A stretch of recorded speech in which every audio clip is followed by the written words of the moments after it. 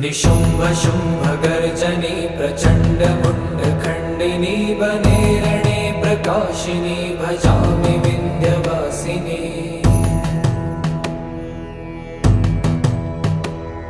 त्रिशूलमुण्डधारिणी धरा विघातहारिणी गृहे गृहे निवासिनी भजामि विन्ध्यवासिनी।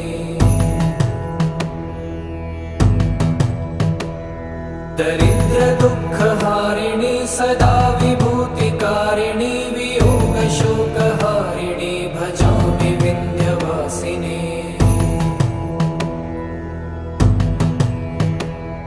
लसत्सुलोललोचनं लतासनं वरप्रदं कपालशूलधारिणी भजामि विन्ध्यवासिनी।